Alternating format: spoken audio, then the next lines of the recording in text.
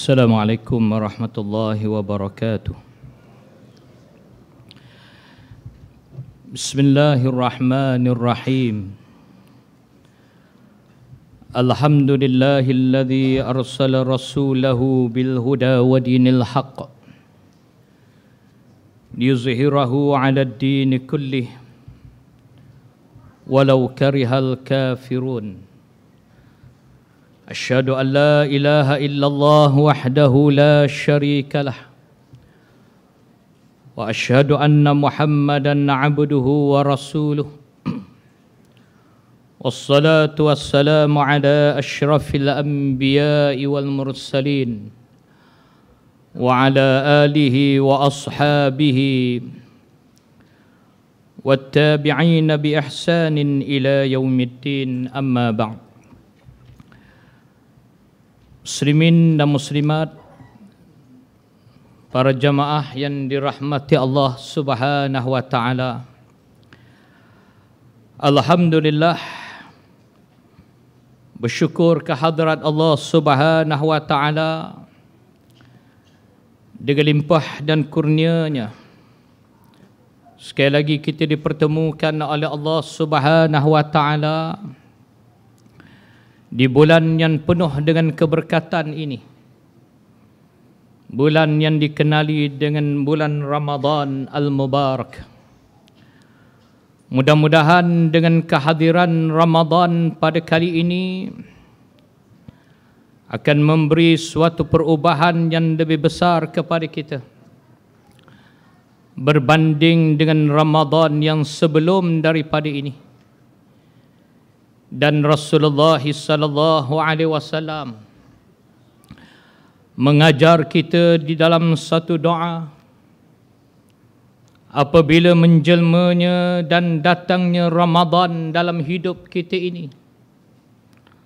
Rasulullah sallallahu alaihi wasallam menyebut dalam doanya, Allahumma sallimni li Ramadan wasallim Ramadan li wa tasallamhu minni mutaqabbala, rawahu Tibrani. Maksudnya, ya Allah, ya Tuhanku, sejahterakanlah aku sehingga datangnya Ramadan. Sejahterakanlah Ramadan bagiku dan terimalah dariku ibadah pada bulan itu. Hadis ini adalah merupakan suatu hadis yang menggambarkan bagaimana Rasulullah sallallahu alaihi wasallam sebelum melakukan ibadah berpuasa kepada Allah Subhanahu wa taala, Rasulullah memohon kepada Allah agar kehadiran Ramadan itu akan memberikan kesejahteraan kepadanya. Dan apabila kita berada di bulan Ramadan ini, dan kita telah pun berada di dalam bulan ini, bulan Ramadan, kita juga memohon kepada Allah Subhanahu wa taala supaya Allah taala memberikan kesejahteraan, kebaikan kepada kita sepanjang kita berada di bulan Ramadan Al-Mubarak. Wasallim Ramadan li, anugerahkanlah kesejahteraan Ramadan kepadaku, ya Allah. Dan ini adalah di antara doa yang dibaca oleh Rasulullah sallallahu alaihi wasallam yang dipanjat kepada Allah. Dan akhirnya Rasulullah memohon kepada Allah agar segala amalan yang kita lakukan, segala amalan yang kita kerjakan di dalam bulan ini diterima oleh Allah Subhanahu wa taala, mutaqabbala, amalan yang diterima, bukan amalan yang ditolak oleh Allah Subhanahu wa taala. Muslimin dan muslimat yang dirahmati Allah, dalam kesempatan tazkirah Ramadan pada malam ini yang amat terhad kepada kita untuk sama-sama mengikuti tajuk yang akan saya sampaikan pada malam ini, iaitulah berkenaan dengan rahmah di bulan Ramadan ini. Ramadan membawa suatu pengertian yang besar kepada kita, iaitulah rahmah. Kerana ajaran yang dibawa oleh Rasulullah sallallahu alaihi wasallam, iaitulah Islam, adalah merupakan ajaran rahmah. Wa ma arsalnaka illa rahmatan lil alamin. Kami tidak utuskan engkau wahai Muhammad melainkan untuk membawa rahmah kepada sekalian alam. Alam adalah selain daripada Allah, adalah alam. Manusia termasuk dalam alam. Alam yang dijadikan, yang dicipta oleh Allah Subhanahu wa taala ini juga adalah alam. Binatang, tumbuh-tumbuhan dan segalanya adalah merupakan makhluk yang dinamakan sebagai alam. Apabila kita merujuk kepada perkataan rahmah, perkataan rahmah ini banyak disebut oleh Allah Subhanahu wa taala di dalam Al-Quran. Antaranya menerusi surah Al-A'raf ayat yang ke-56. Allah Subhanahu wa taala menyatakan dalam ayat yang ke-56, A'udzu billahi minasyaitonir rajim. Bismillahirrahmanirrahim. Inna rahmatallahi qaribun minal muhsinin. Allah menyatakan sesungguhnya rahmah Allah itu hampir dekat kepada orang-orang yang memperbaiki amalannya. Rahmah yang dinyatakan oleh Allah dalam surah Al-A'raf itu menggambarkan bagaimana rahmah Allah itu akan turun, akan berada kepada orang-orang yang mau memperbaiki amalannya. Dan sudah tentulah kita yang berada di bulan Ramadan Al-Mubarak ini adalah merupakan bulan yang terbaik kepada kita untuk memperbaiki bacaan Quran kita, untuk memperbaiki solat kita, untuk memperbaiki amalan-amalan yang lain, termasuklah amalan berpuasa yang menjadi core ataupun perkara yang asas kepada Ramadan itu. Kemungkinan ada beberapa kesilapan yang kita lakukan pada tahun yang lepas dalam ibadah puasa. Tahun ini kita berazam untuk memperbaiki amalan puasa kita.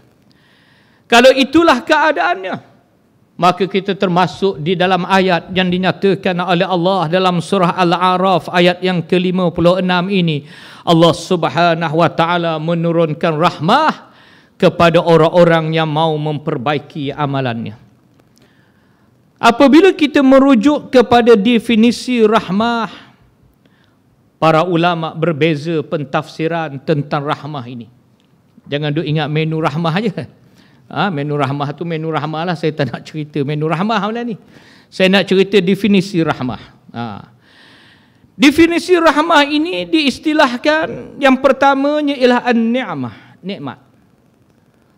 Rahmah itu, ar-rahmah ya an-ni'mah, merupakan nikmat.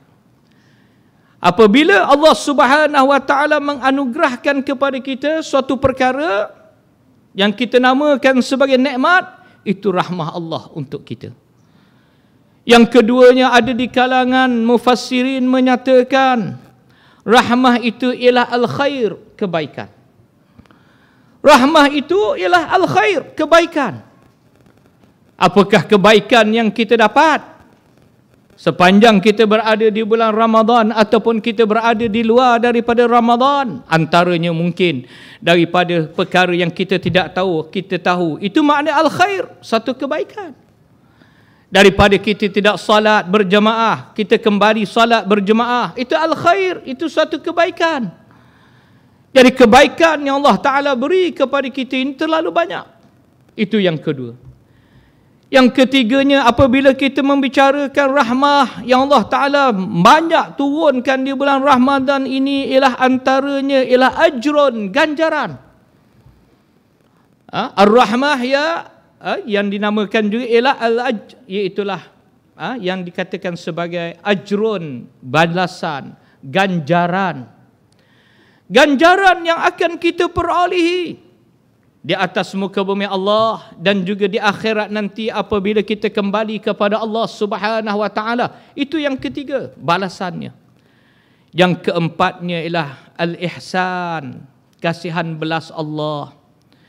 ihsan, kasihan belas Allah Subhanahu wa taala yang diberikan kepada kita. Sebab itulah dalam ada hadis yang menyebut bagaimana binatang yang dicipta oleh Allah. Kalau kita lihat kucing. Kucing ni dia tidak akan menyeksa anaknya. Begitu juga dengan binatang-binatang yang lain. Walau ganas macam mana pun binatang itu, liar macam mana pun binatang itu, tetapi dengan anaknya dia amat menyayanginya. Itu rahmah Allah.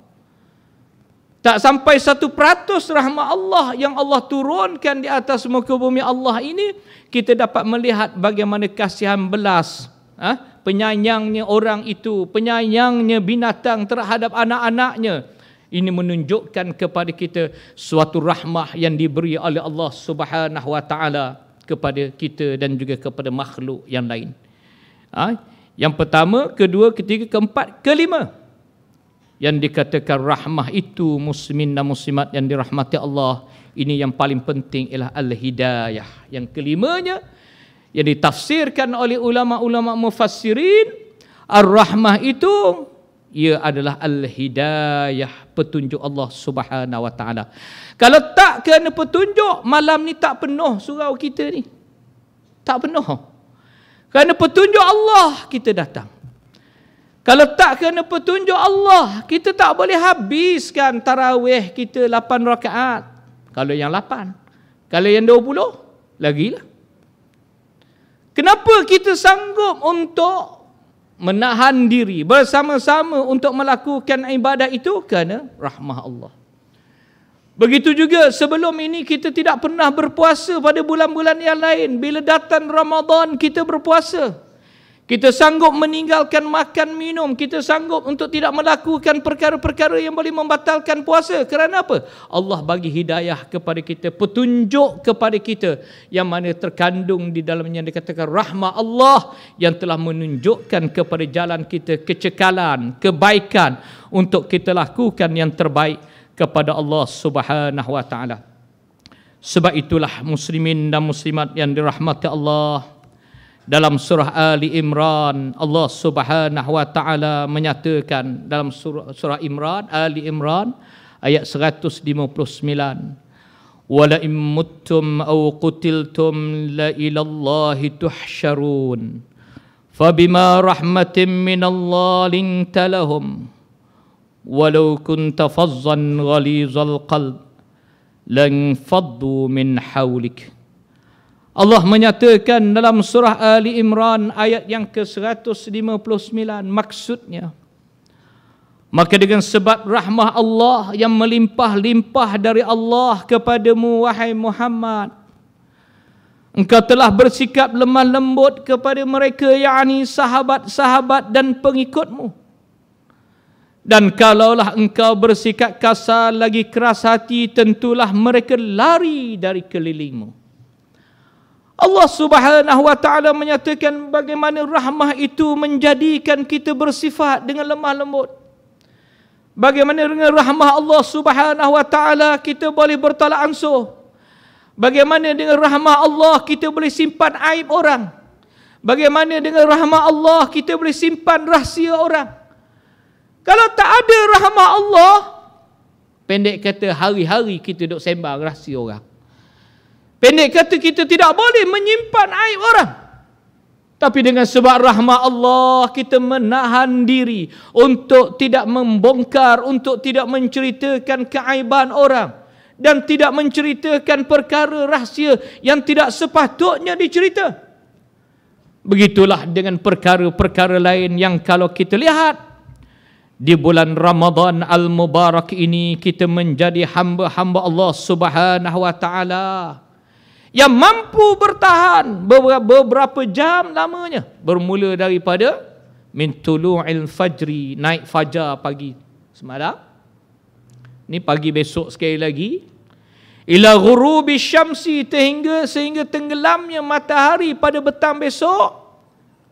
Beberapa jam kita menahan diri, kita sanggup untuk menghadapi apa jua ujian Allah Subhanahu wa ta'ala. Maka itu namanya rahmah Allah. Kita dapat tahan daripada tak makan, tak minum, sanggup untuk mengharungi ujian dan cobaan Allah. Itu maknanya rahmah Allah.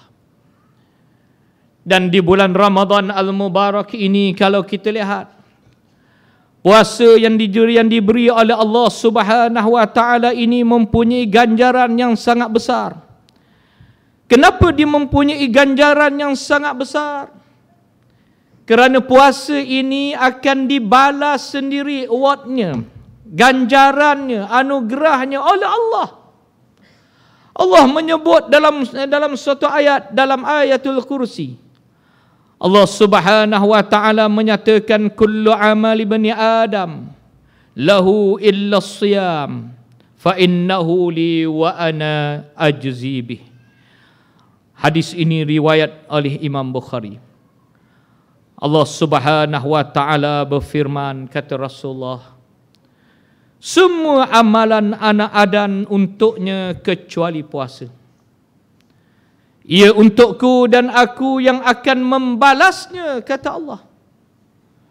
Amalan kita di luar daripada Ramadan ataupun dalam Ramadan, amalan kita baca Quran ke, zikir ke, sembahyang ke, adalah kembali kepada kita. Tetapi ibadah puasa itu specialnya, kata Allah, ini Allah Ta'ala sebut dalam dalam ayat kursi yang dikatakan firman Allah Ta'ala ni. Allah Ta'ala kata apa? Puasa ni adalah untukku. Aku akan anugerahkan ibadah puasa ini kepada orang yang melakukan puasa. Ini suatu rahmah yang sangat besar, nikmat yang sangat besar, kebaikan yang sangat besar, ganjaran yang sangat besar. Allah tak sebut berapa nilainya, tapi dia kata, aku nak bagi sendiri. Kat mana Allah Ta'ala nak bagi ni? Di akhirat nanti, apabila kita kembali kepadanya, di mahsyar nanti, apabila kita bertemu dengan Allah Subhanahu wa taala, maka Allah Subhanahu wa taala akan anugerahkan kepada kita apa yang dinyatakan di dalam hadis hadis kursi yang saya baca tadi, menunjukkan bagaimana Allah Ta'ala sendiri akan turun padang, dia bagi pahala itu kepada kita. Sudah tentulah pahalanya sangat special, sudah tentulah ganjarannya sangat special, muslimin dan muslimat dan dirahmati Allah. Dalam satu hadis yang lain, saya baca satu hadis yang lain, hadis yang diriwayatkan oleh Imam Muslim, kullu amali bani Adam yudha'af al-hasanah ashru amthaliha ila 700 dha'f. Qala Allah azza wa jalla illa as-sawm fa innahu li wa ana ajzi bih. Yad'u syahwatahu wa ta'amahu min ajli lis-siyami farhatan. Farhatun 'inda fitrihi wa farhatun 'inda liqa'i rabbih wal khulufu fihi atyabu 'inda Allah min rihil miski. Rawahu Muslim. Nabi sallallahu alaihi wasallam sebut, setiap amalan anak Adam pahalanya akan diganda 10 kali ganda sehingga 700 kali ganda. Pahala kita buat ni termasuklah amalan dalam bulan Ramadan. Bukan makna kita buat satu dapat satu, tidak. Kita buat satu, ganjarannya minimum dia 10, kata Rasulullah balasan. Maksimumnya dia boleh pergi sampai 700 ganjaran. Kecuali kata Allah Subhanahu wa taala puasa. Puasa tak ada limit. Unlimited. Kita kalau boleh internet yang unlimited tu seronok. Kita tak tahu berapa jumlahnya, melebihi 700 ganjaran. Lalulah Allah Subhanahu wa taala menyatakan, puasa itu sesungguhnya ia milikku. Puasa ni orang tak boleh usik, kata Allah. Walaupun sembahyang itu adalah ibadah yang pertama yang akan dihitung di hadapan Allah, tapi puasa lebih special daripada sembahyang. Lepas tu pakai tak sembahyang? Tak. Sembahyang tu kena sembahyang. Nak cerita balasan ni. Kenapa? Kerana akulah, kata Allah, yang akan membahagi-bahagikan ganjaran pahalanya. Kerana orang yang berpuasa itu dia telah meninggalkan syahwah dan makan minum kerana-Ku, kata Allah.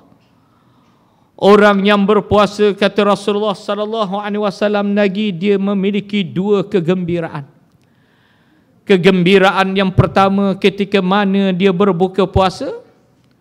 Kegembiraan kedua ialah ketika mana dia bertemu dengan Tuhannya, kata Nabi sallallahu alaihi wasallam. Ada dua kegembiraan. Kegembiraan yang pertama ketika mana kita buka puasa. Tak kisahlah juadah apa pun. Tak kisahlah kurma besar mana pun. Kurma mahal ke, kurma murah pun. Tapi bila time nak buka puasa, orang miskin, orang kaya semua seronok. Pasal boleh makan. Seronok. Keseronokan itu tidak boleh dibayangkan oleh mana-mana individu. Kita sendiri je yang tahu seronoknya kita nak buka puasa. Walaupun dengan seteguk air.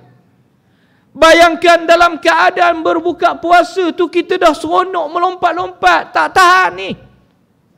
Bagaimana keadaan dengan kegembiraan yang kedua? Ketika mana kita nak terima ijazah ataupun anugerah award daripada Allah Ta'ala dengan sebab puasa kita di akhirat nanti. Liqa'a Rabbi.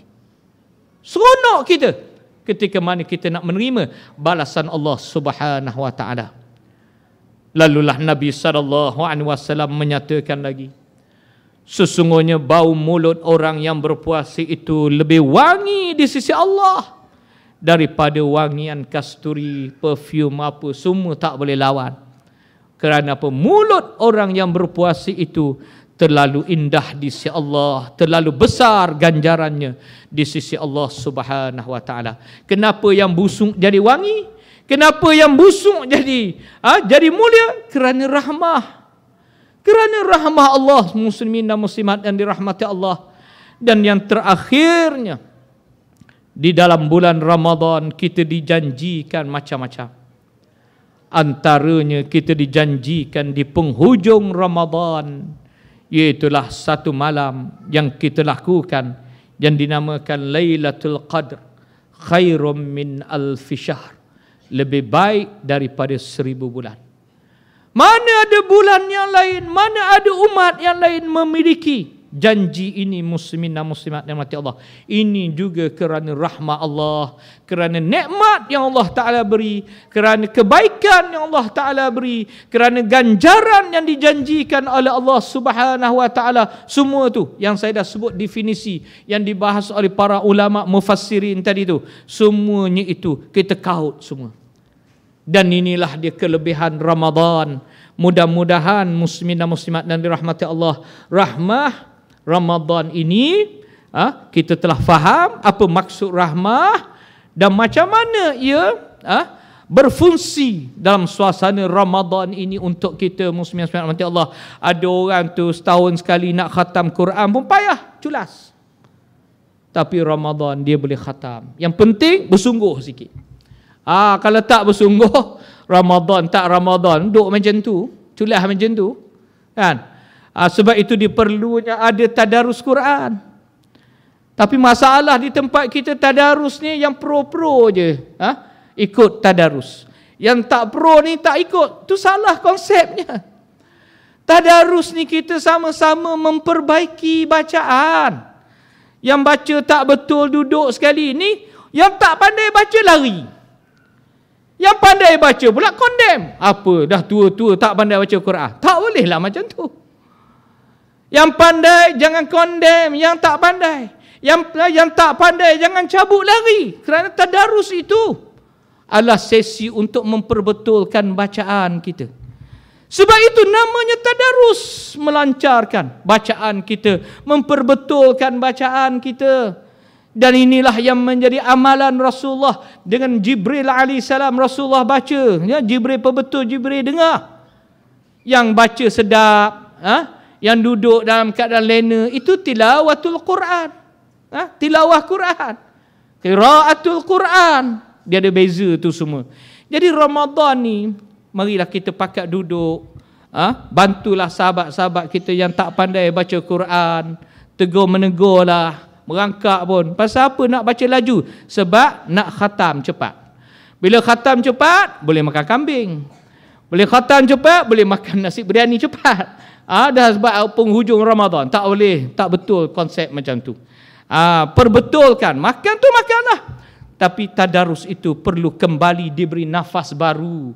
Supaya kita kembali kepada rahmah Allah di bulan Ramadan melalui sesi-sesi tadarus Quran ini. Kerana apa? Yang pandai membantu yang tak pandai, itu rahmah Allah.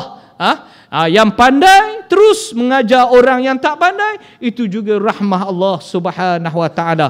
Mudah-mudahan bila kita berada di dalam bulan Ramadan ini, kita ada sifat tolak ansur, saling bantu membantu, bermotivasi untuk mengkhatamkan Quran, datang tarawih tiap-tiap malam. Tak datang tarawih si surau pun, di rumah pun selesaikan tarawih itu. Muslimin dan muslimat rahmati Allah. Tahajud tiap-tiap malam, witir jangan tinggal. Kerana apa? Kerana kita sedang berada dalam rahmah Allah Subhanahu wa taala. Jadi saya rasa sekadar itulah sahaja tazkirah kita malam ni. Mudah-mudahan apa yang saya sampaikan ini memberi kebaikan untuk kita bersama. Panjang ke? Tak, tapi tak mengantuk nampak. Sekadar itulah sahaja. Aku qauli hadza wa astaghfirullahal azim li wa lakum. Assalamualaikum warahmatullahi wabarakatuh.